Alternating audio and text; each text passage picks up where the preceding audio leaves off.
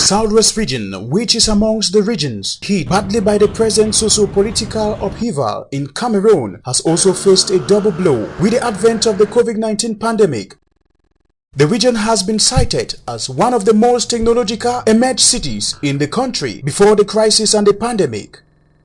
Going by this backdrop, the Hardware Innovation Valley community, with funds from UNESCO, organized a one-month capacity building workshop to empower some 54 girls and youths in the Southwest region as a recovery response to COVID-19.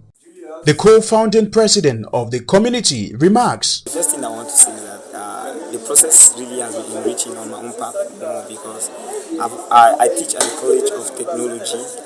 I've been there for 3 years.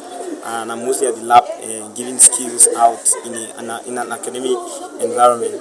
Actually, this is one of the environments out of academic where I can really mix with them. I really say I'm proud of what I'm seeing, what they are doing. The ladies are outstanding. They are modeling things, coming out with jazz, robotic arms. Those are extreme things that we see mostly in the States, and if it's getting here, then I think we are on a positive side. As one of its core values to providing hands-on technical knowledge and employability skills to youths, according to UNESCO Program Officer for Northwest and Southwest region. Seeing particularly that we have young girls in particular with this program, the 3D modeling, it's an amazing opportunity to realize that in this area we have ladies who are coming up in an area which was perceived to be exclusively meant for men.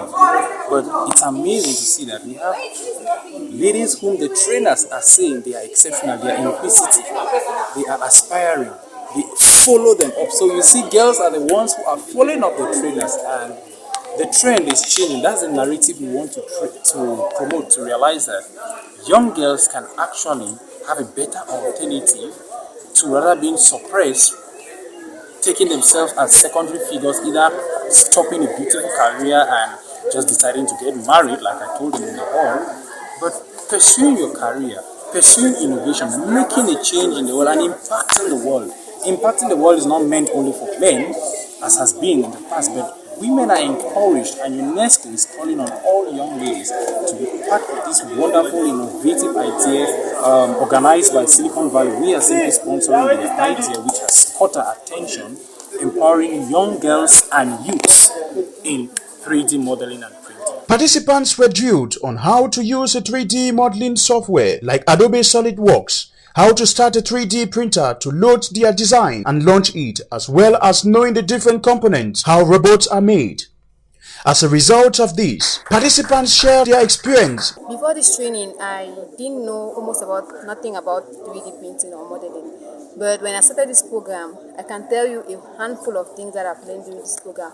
I designed a water can and a chalk holder, a phone stand, and also a phone bag, and many other things. So the program has really been a wonderful program. SolidWorks and 3D modeling, I entered into it as a novice, complete novice. I have never in my life been able to do modeling in 3D. I've always considered it to be for gurus, for people that know.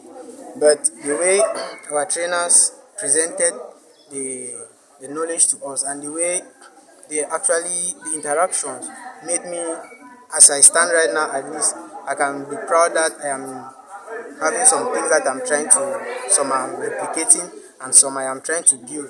Like I'm trying to replicate the mechanical wheel, which is a very big step in the technology of wheels today. I actually knew about 3D modeling before, but I did not have the skills that much. Like I did not know it that well. But now I can proudly say that I can model a car, a robotic car. I can model a keychain. I can model a cup. I can model so many basic things. The success of the training was not without challenges. A couple of challenges. The first was securing venues. That was just in the organization point, but about the human aspect of it. At the start, people were not sure about the program, right? So we always had to engage and then get them in. So in the beginning, we started about 23, though we ended 54. By the second week, the output of the first session already caused us to reach about 45. At the end of the training, we already closed the platform. There were almost about 70 going to get everybody into it. The difficulty I encountered was actually a technical difficulty because I did not have a mouse.